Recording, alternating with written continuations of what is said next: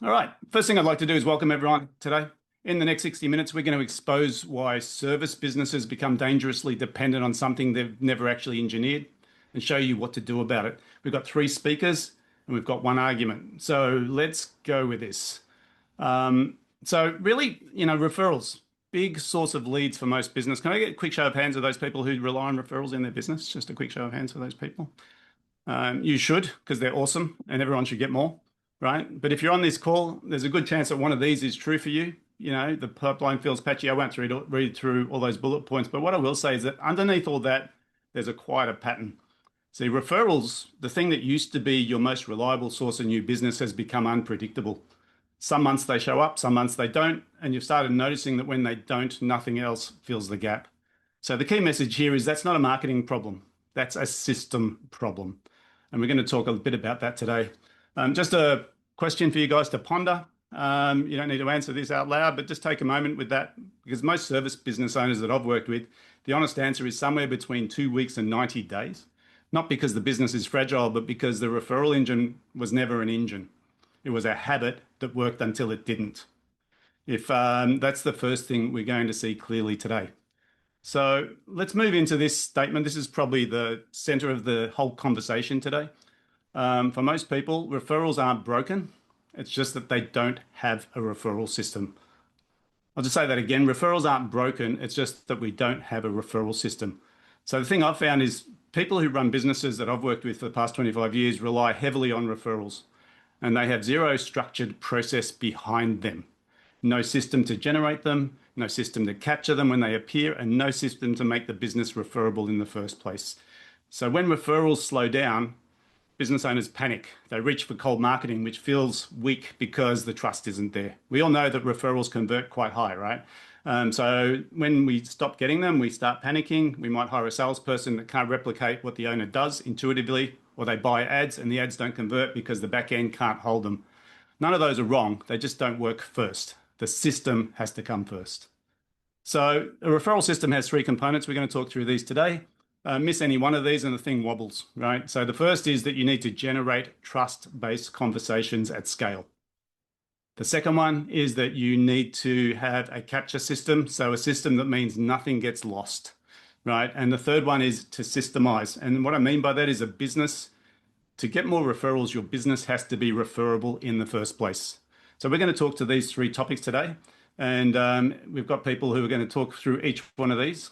The first one who we're going to hear from is Ben Lai, who runs Sales Ethos. Some of you might know Ben. He's got an interesting offer that he puts on the table. You only pay for appointments that actually show up. Now, that's an unusual offer, and we'll get to why that works, and we'll talk about that one a bit later. We've also got Craig Edwards from Beam Automation. He's going to be talking about the follow-up and capture infrastructure that means leads don't fall through the cracks. I'm David Guest, for those I haven't met before. My job is the third piece, and I'll come back to that in about 25 minutes. But before I get into any of that, I want to show you something, because everything Ben and Craig are about to talk about only matters if you can see what's actually happening in your business right now. So instead of drawing today, I've drawn and I've taken a screenshot because it's quicker. This is the system that should be running your business right now. You've got a business that creates value, and that value attracts customers. And if that business is attracting customers, then you're probably going to grow beyond yourself, right? Which means you start to build your team. The team delivers to the customers, and it starts to flow in a cycle. Now, you'll notice in that drawing that the owner is sitting on top of the business. In other words, they're working on the business, not in the business. But that's not what actually happens. That's the ideal business. This is what we see. We see this cycle occur, and these red lines are basically problems. So sometimes things don't go right with the customer, so the customer needs to talk to the owner directly. Sometimes the team members need to ask questions, so they check with the owner. Sometimes the business has a cash flow problem, and it comes back to the owner. So what ends up happening is every decision is routing back to the owner. And the reason that happens is ownership attracts problems, right? So when ownership attracts problems, what you end up having is a bottleneck. Now, you think you're the bottleneck, but the true bottleneck is these red lines, these things that keep coming back to you that shouldn't keep coming back to you. So what we're going to do is we're going to talk through this. I'm going to walk you through a process. So what I'm going to do is, Ira, can you please just drop that link if I can get everyone to do me a favor and just click on the link that's going into the chat box, or if you can't get the link, outcomes.business/bottleneck. What we're going to do is we're going to calculate some numbers for you because those red lines are actually measurable, and we're going to work out how we can measure those right now. So if everyone can get onto that page, let me know by thumbs up if you're on that page right now. You should see a number in the right-hand side. Awesome.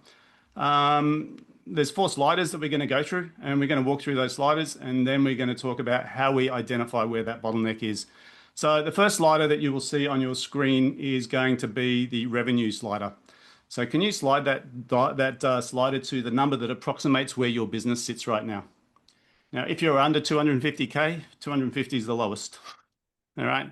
If you're up over 25 million, you can only get to 25 million. But if everyone can just slide that to their number, you'll notice the number on the right-hand side is changing as we go. Is everyone on this page now?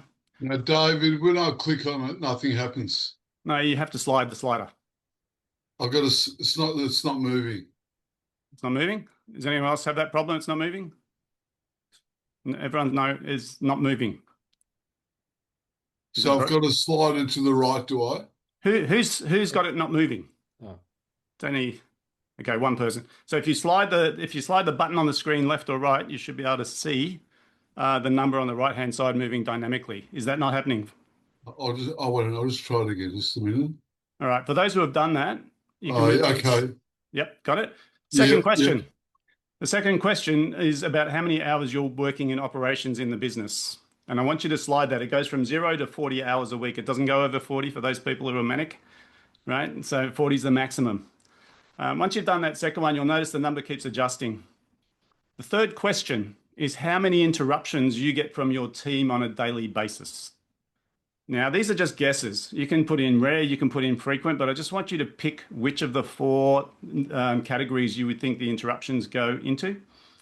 And then the last one is how many weeks you could take off without things take out of the work. Sorry, how many days you can take off work without work slowing down. So these are just estimates for today. If everyone's got those 4 in there, just give me a thumbs up if you've got them. Awesome. Let's go to the next page. The next page is where we're going to start identifying the bottleneck. Now, when we do this next page, this is probably the most technical thing. There's 4 questions that you'll need to answer.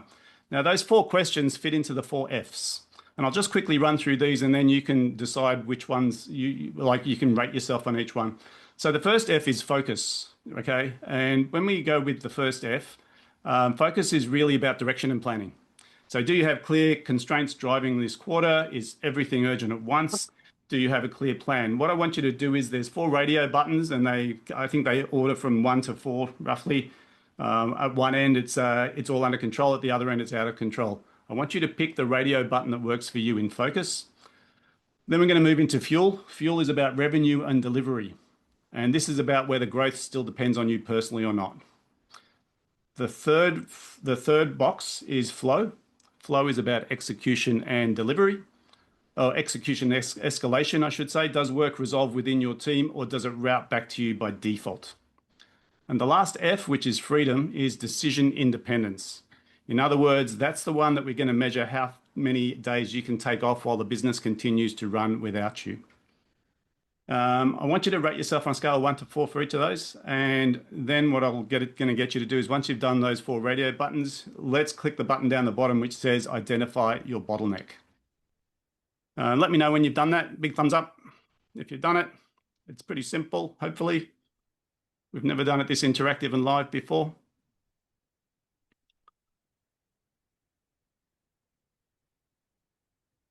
Okay, has everyone had a go at this? I can't get to that second page, sorry.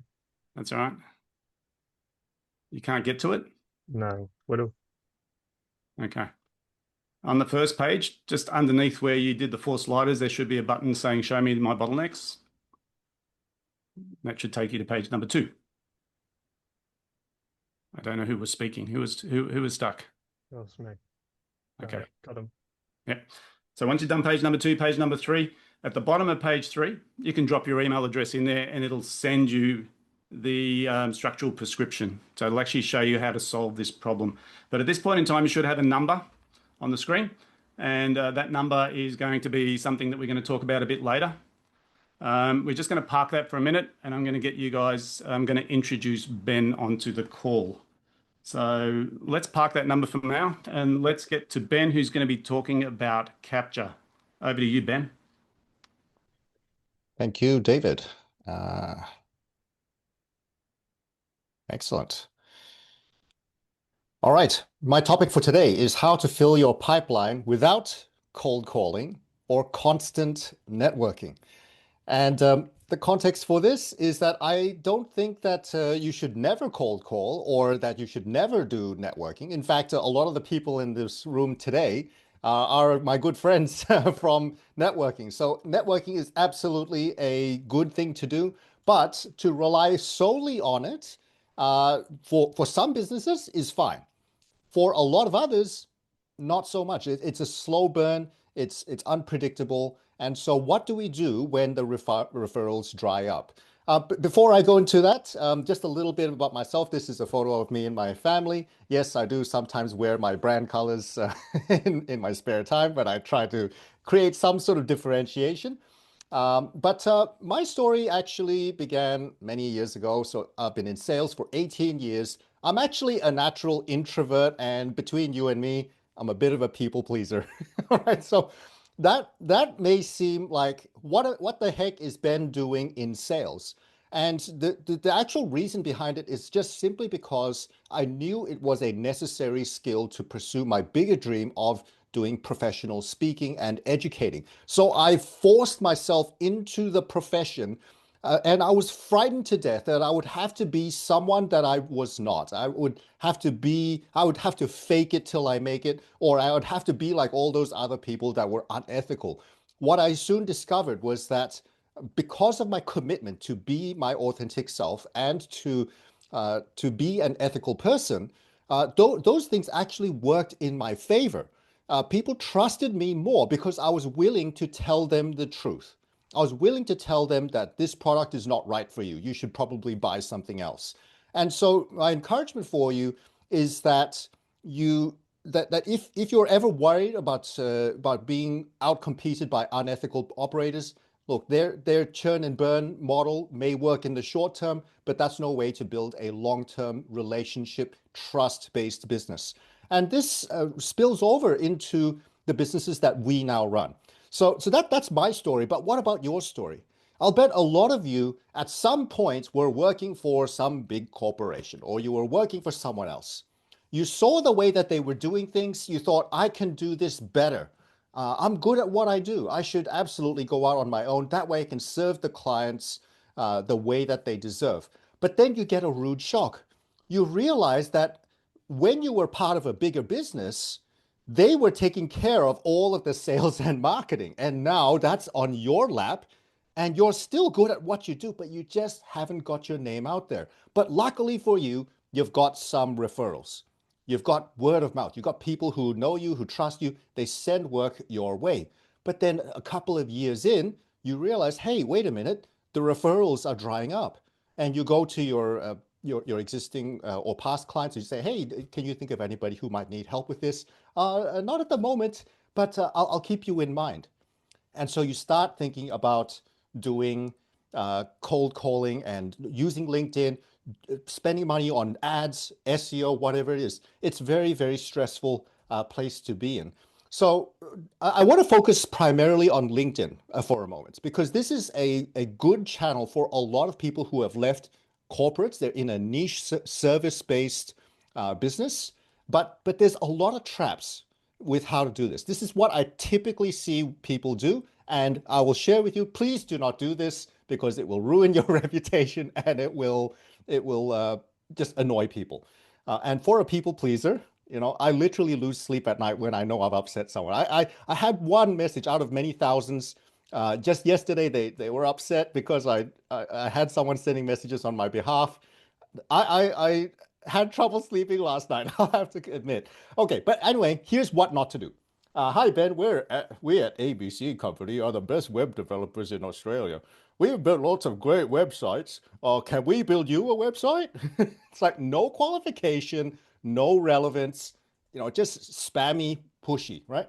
So this is the reaction that people have to these types of messages. It's, oh, not another one of these. It's not even relevant for me. I had my website built just only a short time ago. I'm pretty happy with what it is. This is spammy. Oh, and they're just trying to push their services. Okay, so these are the two key things: irrelevance and self-centric. That's what people do not like.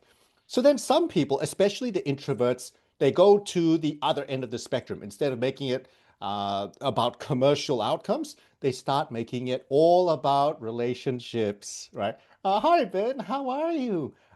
How's business? How's your holidays going? And it's like, dude, what do you want? Like, come on, just out with it already. I want to know what you want, and I'll tell you whether I'm interested or not.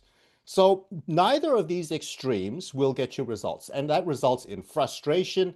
You have no replies, reputational damage, and at the end of the day, you're still stuck where you began. Now, here's the worst part. If you're doing this on your own, you've just wasted your time doing that and a little bit of reputation damage. Now, if you've paid someone to do this for you, and I see this with a lot of other providers out there, they'll say, yeah, we'll do it for you. They'll do exactly this model, but they'll charge you $2,000 a month for it. Like, it just, oh, I lose sleep over that, over hearing stories like that as well. Okay, so here's the key principle. People don't hate all cold direct messages. They just hate the irrelevant, pushy ones. I know I've bought from cold email campaigns before. I've conversed with them. I've told them politely, oh, it's very interesting, but it's not for me. But those were targeted towards me as a sales trainer and as a small business owner. They were very, very specific about who they were targeting. So it gives you a big fat clue as to what to do instead. You need to have a very clear niche. And it can't be too narrow, but it can't be too broad at the same time. Getting the sweet spot between the two is the secret to being able to create a message that is specific for them. Because when it's specific, you can then tailor a message for them. So Serena's in the room, fellow introvert and serves fellow introverts.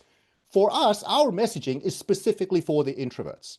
Right, so everyone in the room, if you're an introvert, hey, talk to Serena, talk to me. We'll help you, and we understand your world. But here's the other thing. We need to offer value upfront, right? Offer value upfront. So one of my campaigns I was offering to help people to overcome their mental obstacles with selling, because I know for a fact that me as an introvert and others as introverts, they have mental obstacles to selling. They think it's pushy, they think it's unethical. So I offered them a free coaching session to help them to overcome those mindsets. And I was booking appointments left, right, and center. So people will either respond, oh, that's not for me, but thanks, right? Thanks for the offer anyway. A lot of people will respond to me and say, oh, ha, ha, ha, I'm not an introvert. Yeah, fair enough, not for you. Another type of response that I get is, I don't usually respond to these messages, but I'm happy to meet with you. And best of all, that's me. That's my problem. Yes, please, let's talk. Even better, when I get onto these calls, because I am giving value upfront, no obligation, people have literally left Google reviews for me without even engaging my services, right? And just only 2 weeks ago, I got this very kind compliment from one of my prospects. Can you imagine this? I am selling my services to these people. And he said, word for word, I feel like I should be paying you for this. So here's the principle. Give so much value up front that they feel like they're obliged to do business with you, right? Imagine that. People thanking you for sending them sales messages and selling your services to them, right? But it requires those two key elements. You have to make it relevant for a specific audience, and you have to offer something of value upfront. And the more valuable it is, the more they will thank you for it. Here's a question for you. Can you do it yourself? Absolutely. In fact, if you have the time and the bandwidth, you probably should.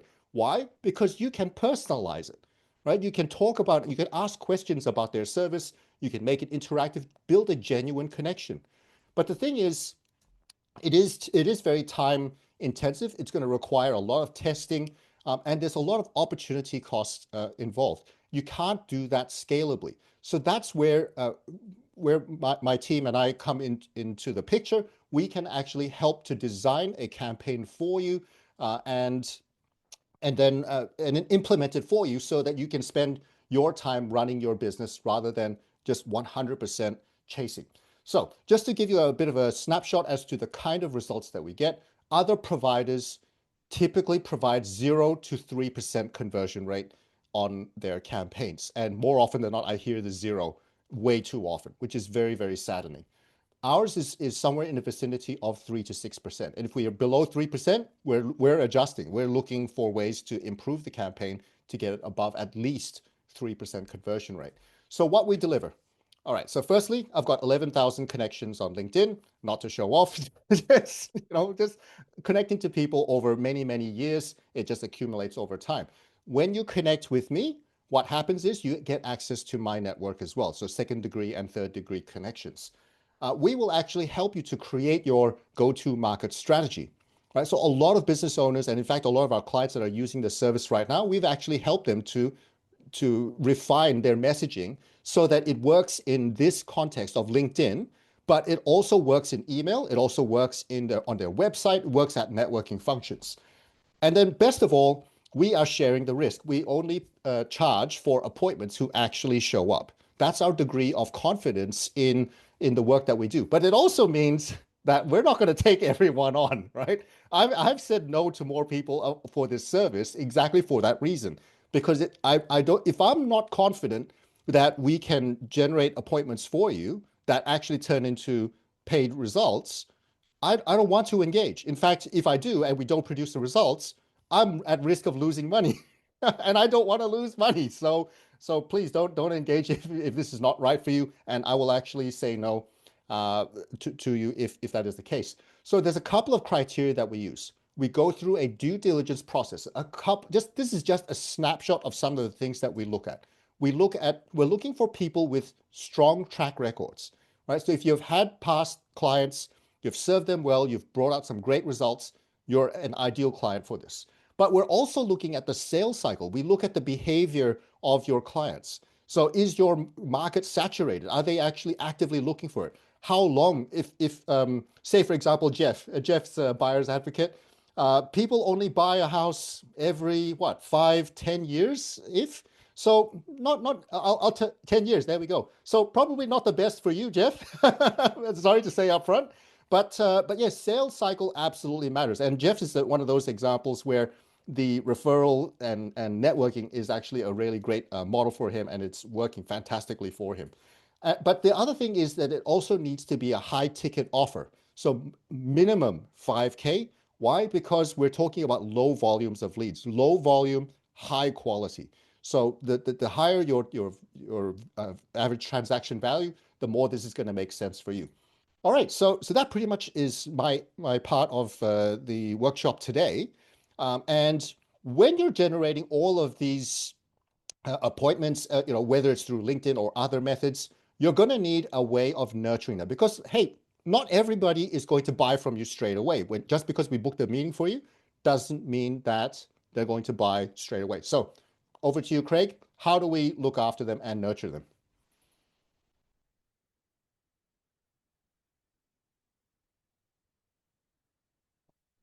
You're on mute, Craig. I just realized I've got to unmute myself. Can you hear me now? Can you hear me now? Yep, all good. Apologies for that. Thanks, Ben. That was awesome. And thanks, Dave, for the introduction at the start. Thanks, everyone, for attending. Now, my part of today's presentation is talking about, okay, how are we going to turn referrals into a system that's going to keep flowing and working for you 24/7? So, as Dave pointed out, we all love referrals, but unfortunately, there's a few reasons why they're both good and bad. We love them when we get them, but they're just like the weather, they're always unpredictable, and they can ultimately just be unreliable because they're just never there when you actually need them. So a couple of things we just want to talk about where referrals can fall down. And it's really at the start is just that follow-up process. You obviously get a referral either via networking or a direct contact or a direct other colleague, or maybe it's via a third party. But where they ultimately do fall down is just not having that proper follow-up process. So, but How do we track that? How do we understand where they've come from? How do we understand what their needs and wants? Well, by doing that, we need to also capture them into some sort of system or platform that's going to understand all that. Now, just plugging these type of contacts or referrals into a spreadsheet, yeah, it's great, but it doesn't tell me anything about that referral. It doesn't tell me, is this warm? Is this hot? Is this a now thing? Is this a later thing? This is where having all of that data stored into a CRM is very, very important, because at the end of the day, not all leads are equal. So we need some sort of system that's going to capture all that to understand and build that profile about that referral or even other leads that come outside of that. So it's very, very important. Now, I'm not going to dive too much into CRM or what CRMs do today. It's more about how do we fix this referral process and build it into a systemized machine that's going to work for you 24/7. So as I said before, having a CRM is great because it does so much more than just capturing names and numbers. Those days are done. We want to be able to, what we're actually capturing is a customer profile. So where they've come from, what are they looking for? How are they likely to buy? What other product services are they interested in? And also on the back of that, if it comes from an ideal referral, how likely is that referral? How warm is it? All of that can be stored and understood and profiled inside the CRM. And ultimately, does it align with what you're doing? And can you service them? So that way we get to really understand their needs and wants, and therefore build some sort of clear and frictionless process that's going to move them through to the next stage. So, and so what I mean by that is, okay, if you've got a system that understands that this referral that's come in is quite hot, obviously you want to be able to then move them into some sort of sales initiation or sales discussion off the back of that being a hot lead. If they're not, maybe it's a later thing, maybe, yeah, well, look, I'm interested in your products or services, but maybe I'm looking to buy maybe 6 months or 12 months down the track. Okay, great. But let's not lose that lead. Let's put them on an automated sequence that can ultimately remind them and follow them up and keep them warm, keep them engaged all through that process. And we'll show you what that looks like.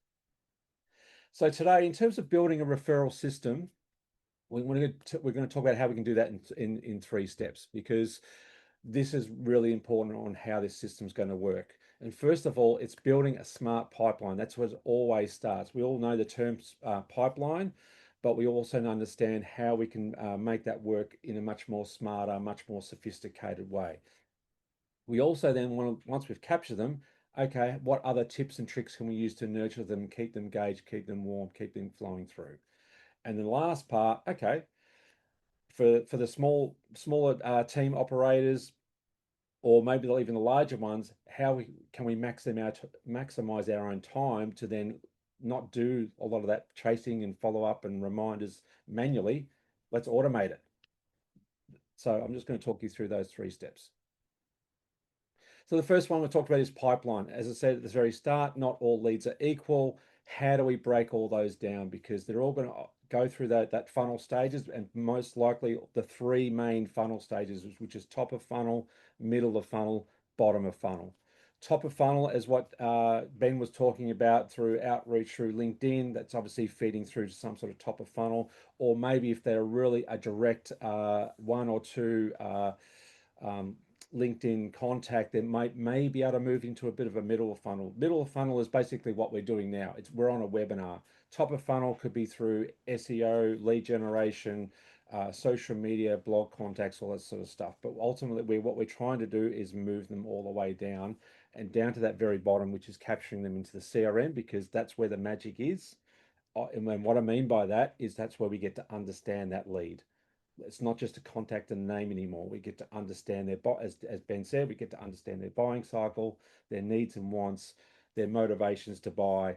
How can we serve them? How can we help them? So by having a CRM that can actually capture all that for you is imperative, because you'll never be able to get this type of data via spreadsheets. So the next part is looking at, okay, let's break all that down.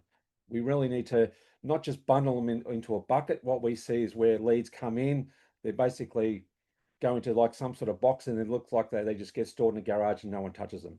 We don't do that anymore. We want to really break those down, these leads down into 4 key areas if we can.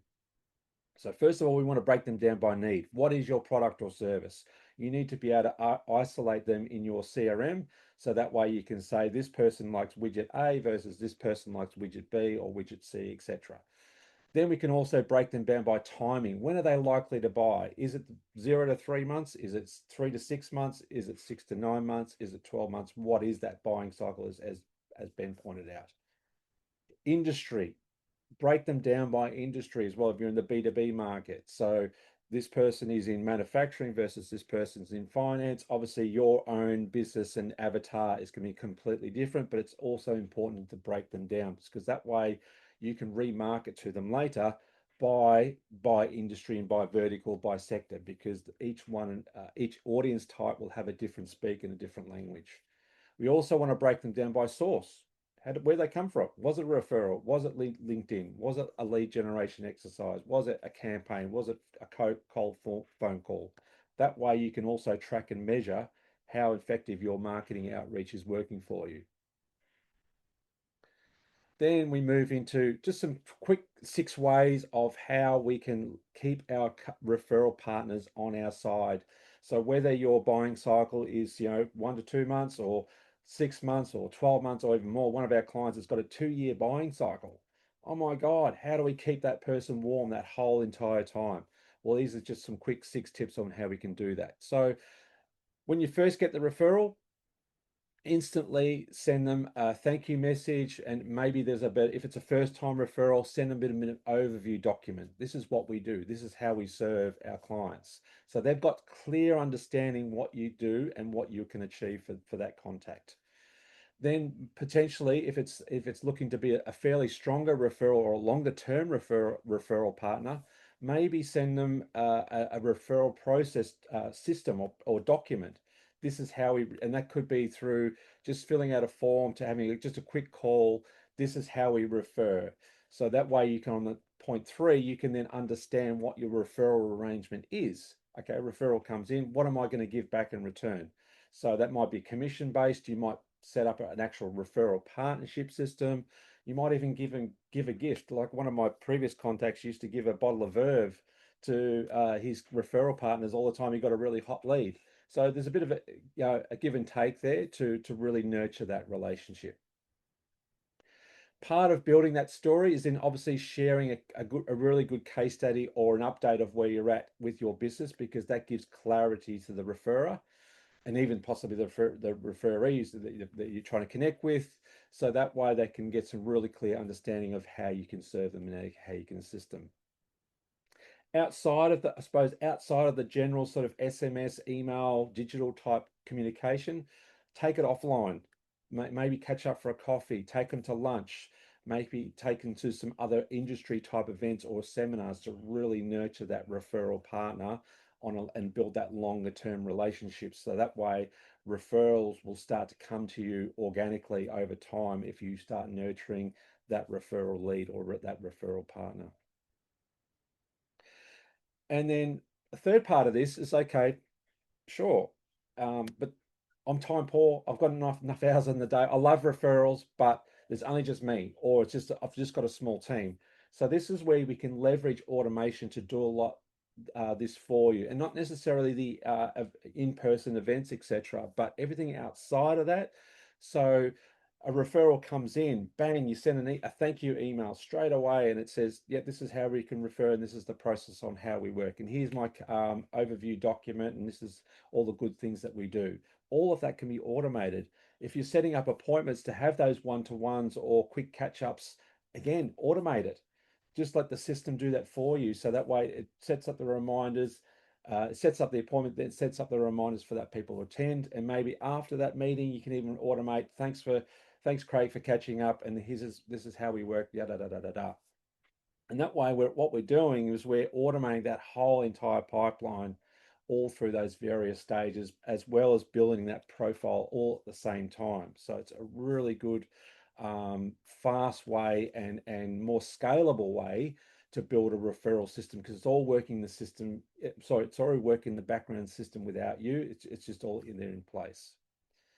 So here's a quick scenario of what that might look like. So lead comes in, number one, and that could be via email, phone, SMS, direct, or web. Then we build an automated process that takes that, feeds that into our CRM, understands the customer, understands what their service and or their wants and motivations are, builds that next step process out of whether that's a meeting or a demonstration or whatever that next step of engagements, automatically sends out some booking links. Hey, let's chat. Okay, you meet the referrals come in. It's met the right criteria. Let's book a time and have a chat about that. Then it can automatically send all that proof documentation back to them, case studies, testimonials, all around building that credibility. Obviously, these are more so for first-time referrals, but as you start to develop a referral partner, you won't need to do all this because they'll already know that you're good at what you do. And then you can automate, as I said before, you can automate those appointment reminders, whether it's the day before or an hour before, a bit like you've probably seen with today's webinar, you're getting those automated reminders with the link to attend. And then again, meetings booked. All you got to do is just turn up. Everything else is just happening in the system for you. So, and this doesn't necessarily have to be always for referrals. It could be for other new leads and other new inquiries that come via your website. So, a bit about me. I'm not going to dwell on this, but I've been in this space a long time. I'm happy to chat more about that offline. I'm going to hand it back to David. If you'd like to talk about more referrals and get more customers floating, happy to chat, but I'll move it back to David to continue the presentation. Excellent. Thanks, Craig. Spot on the money. Look, I suppose I want to go back to this idea of referrals because I've been pondering this idea for nearly 20 years. And some interesting statistics for you. Most people love referrals because they convert 70% of the time, like 70% conversion rate on referrals. We all know this, right? And the reason is because when someone's referred to you, the first sale is done by someone else, which is the trust sale. We did a survey and we found that 63% of businesses said that over half of their business comes from referral. Who would put themselves in that boat? Over half your business would come from referral. Yep, about 63.4%. Here's the interesting part. When we asked who has a referral system, 80% of people said there was no system in play.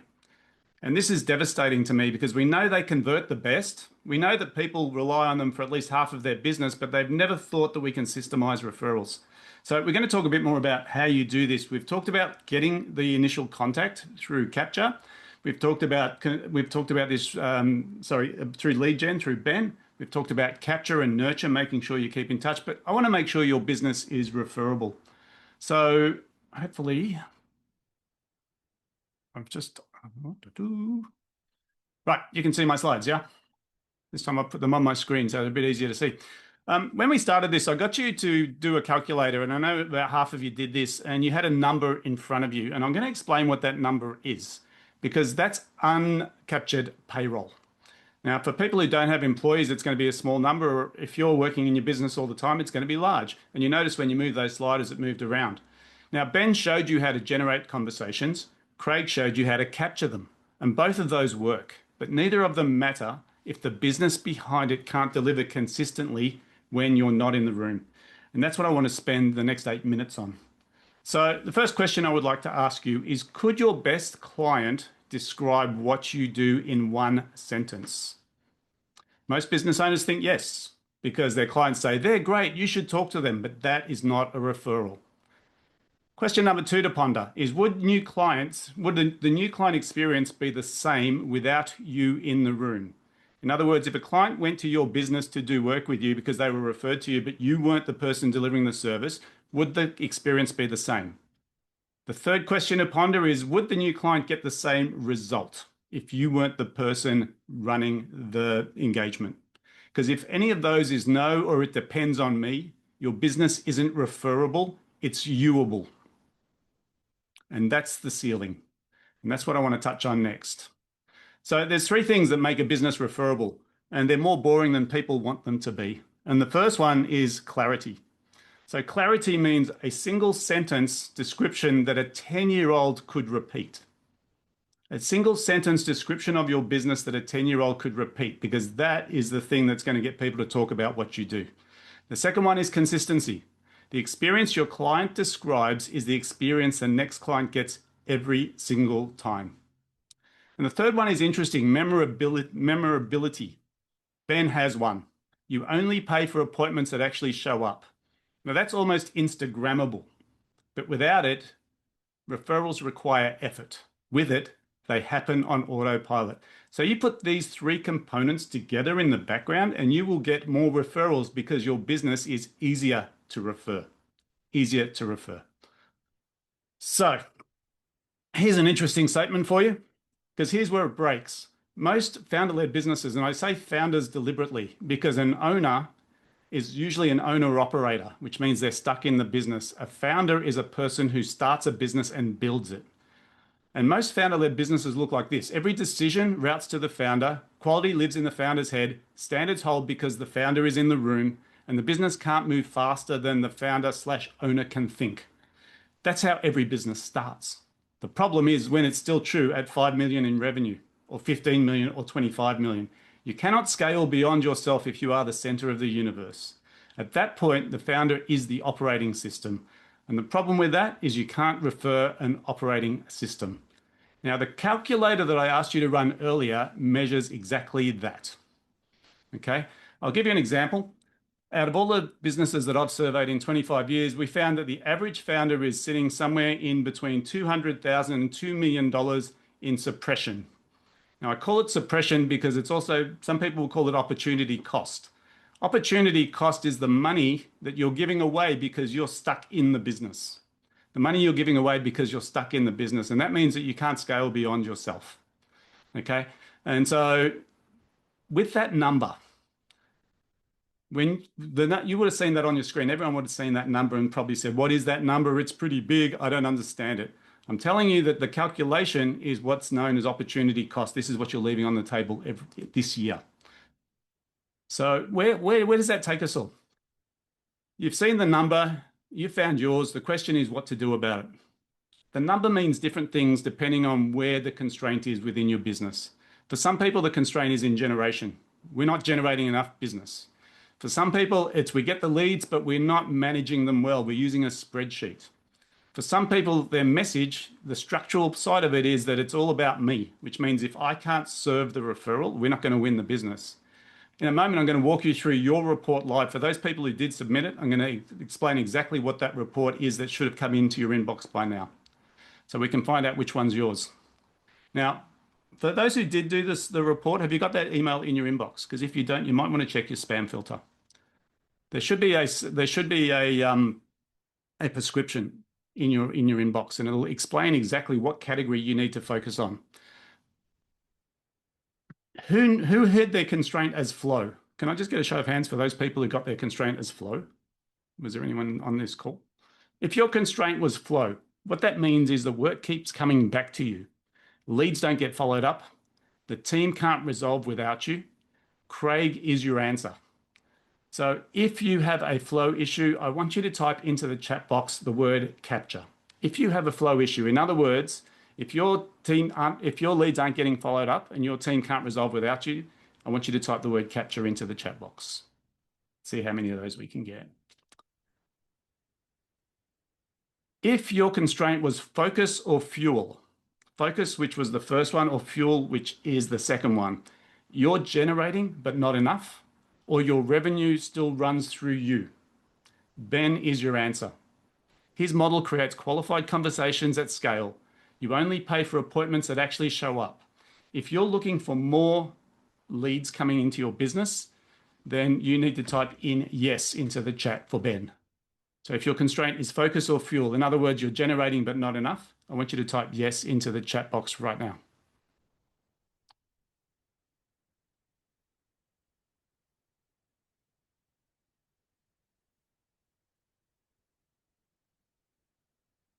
Okay.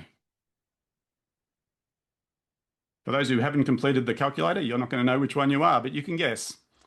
The last one, right, is if your constraint is freedom. In other words, if your business slows down when you step back, in other words, the decisions route back to you by default, you can't get away without it breaking. That is a structural issue. That's what I work on. And if you're interested in catching up and understanding how we can leverage you out of your business, that's a mapping session. So if you're the person who's looking to improve the amount of free time that you have to go and work on the business rather than in it, I want you to type the word map, M-A-P, into the chat. I want you to type the word map into the chat.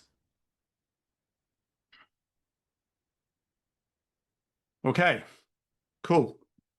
If you're not going to type something in the chat, that's fine, because we're going to open up to a Q&A right now. We've gone through a lot today, but I think the core message is that there's 3 elements that you guys should be looking for when you are building your business.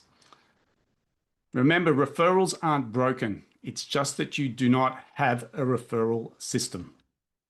Referrals aren't broken. If you're not getting enough referrals, chances are you do not have a referral system. I'm going to ask the other 3 presenters to join me on the other 2, I should say, the other 2 presenters to join me on the screen right now. We're going to open up to Q&A. Now for Q&A, what I would like to do is, if anyone's got a question, you can type it into the chat. I think Jeff's got his hand up in the air. Jeff, a quick question. Well, just quickly, I met on a networking event recently with a guy who's got this unbelievable AI software that he's selling to many people that basically does everything you've spoken about today for about 900 a year. So what's the question? So all I'm saying is he's got an unbelievable system that does everything. Great. Yep. Thank you. Any questions? Because we've got 3 presenters on the screen, and I'd just like to, if anyone's got any questions about how we can get more referrals, please let us know. Okay. If there's no questions, I'm going to ask one. What have you gotten out of today? If you picked one thing that you learned out of investing an hour with us today, I want into the chat box, what is the most valuable thing that has floated into your mind from today? What have you learned? What would you do differently as a result of today? I would like to see at least one comment from each of you. You've invested an hour of your life with us this morning. You must have picked up something.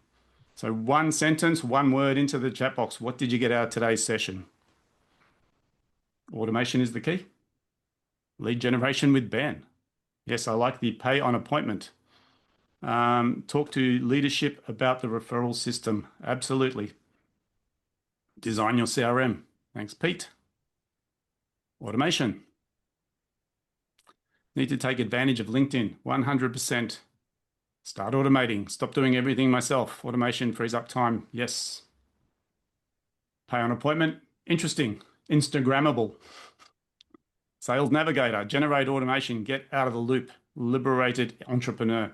Very much so. I think, one of the things, and we can talk a lot about technology in sessions like this, but here's the reality. The reality is that everyone's busy. We run businesses, we become busy. Now, they're not busynesses, they're businesses. And I think the hardest thing when you do run a business is to understand the difference between working on and working in. We get confused. We think that going and generating sales is working on. I'm going to suggest to you generating sales is working in. Building systems is working on. And you need to get that distinction clear, or else you become an owner-operator. Now, if you want to be self-employed owner-operator, great, that's fine. But if you're looking to build a business that has value, in other words, something that is of value on the balance sheet or is saleable, you need to start building the systems within the business so that it's carrying without you being there. Because I don't know about you guys, but when someone is a owner-operator and they try and sell their business, it's very difficult to sell because the relationships are with them. When you start building a business where the relationships are with the business, the value of the business starts to increase. Now, neither one is harder than the other. One requires you to work on, the other one requires you to work in. You can make money both ways, but the difference is when you work on, you're building asset value as well. So clear niche and tailored message, 100%. Making sure you've got a 10-year-old one-liner that a 10-year-old can carry at a barbecue. How do people talk about your business? If they can't articulate it, they're not going to generate referrals for you. Defining your niche is clear. Thank you. Clear niche, tailored, LinkedIn. Okay. Defining your niche is key. It really is. Doesn't look like there's many questions here today, which means you've learned a lot. Or not. I'm not really sure. Ben, we should talk 100%. Everyone knows how to reach out to Ben. If you don't, in the email that follows up, you will get, there you go. Ben's dropped his link in there. Anyone who's stuck their hand up, you will get, by the way, for those people who did complete the form online or those people who typed in yes or capture into the chat, you'll get a contact from the presenter who is appropriate to you within 24 hours. They will have all the information that you put into the capture mechanism. So the reason we asked you to fill out that bottleneck calculator in the first place is so that we can understand where you are within your business without you having to repeat yourself. So when these people contact you, they've already got that data, it's captured. When they do talk to you, they're going to talk about how to solve the specific problem. So if it is capture, then it's going to be Craig. If it's lead gen, it's appointments, you speak to Ben. If it's systemization, if you're not getting actually enough referrals into your business because it's not referable, we can solve that. If you're running a big team, you have a big expense in your payroll. And you can optimize payroll these days using systems. And that's really what we talk about. Guys, if there's nothing else, I think we're going to be finishing even a few minutes earlier. Was there anything that Craig or Ben you wanted to add on top just before we close this? I'd only add that as a business owner, there's never enough hours in the day. And we're in a digital age now that should all be leveraged technology to help process, admin, automate, sales and marketing. All of that can be done. We've got the tools at our fingertips now than we used to do many moons ago. So even if it's just little tools that you can whether it's AI or Claude or CRMs or whatever, I just implore people just to give it a go, just dabble in it, because it's going to change your world of operating your business without losing hours and losing sleep. And yeah, thank you for that. Can I just make a comment on that note? Who's using AI in their business right now? Can I get a quick show of hands?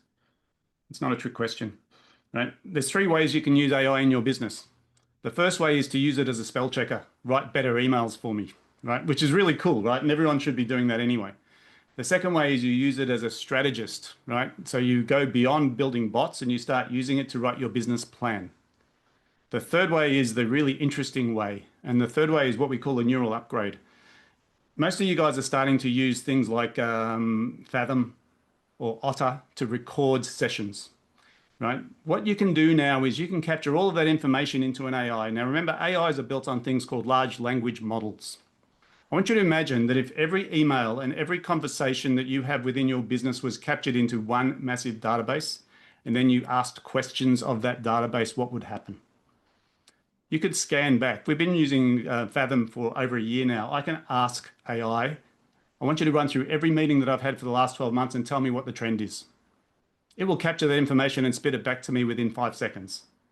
If you're not starting to capture that information within your business right now, you are falling behind, right? Don't wait, because you can capture now. Don't worry about which AI engine you use. Just start thinking about, how do I capture the telemetry in my business? This is one of the things that Craig offers on his platform. How do you capture telephone calls? How do you capture emails? How do you capture Zoom calls? All into one repository. Because as you capture that information, you can make decisions real time because you can see everything at once. And this was never available before. You could capture records of calls, but you had to scroll through them and read them. You don't have to do that anymore. The data is what feeds a large language model. So if you're not using AI as a neural upgrade within your business right now, or if you're not looking at it, you're missing out, because the people that are moving at about 10 times the pace of the people that aren't. So if you're not sure what that all means, if you complete the calculator online and put your email address in, we'll be able to identify how that works for you. So that's really where I think people need to be looking. If you aren't looking at how to integrate it into your business, not just to use it as a spell checker, you are falling behind. So I'd like to finish on that, because I think referrals are going to become a thing of the future. And anyone who thinks AI is going to replace us, I don't think that's true. I think AI is going to free us up to have better human conversations. And so as long as we're thinking about how do we connect with our prospects and with our suppliers better, then the AI will support that. If we're looking to replace people, then I think you're going to fall into a black hole. So think about how you integrate it into what you do and how you optimize for improving how you serve your clients. And I think that will serve you well. Guys? David, just one more thing. I'll email you today. I'm speaking to a guy today who's using that AI referral software. I'll email that to you today. You have a look at it. I'd like your feedback, okay? Sure. No problem. Thanks, Jeff. Guys, I appreciate your time. We're just on the hour. If anyone has any questions, feel free to email. If not, we will catch you at the next event. So thanks very much for your attendance. Cheers, guys.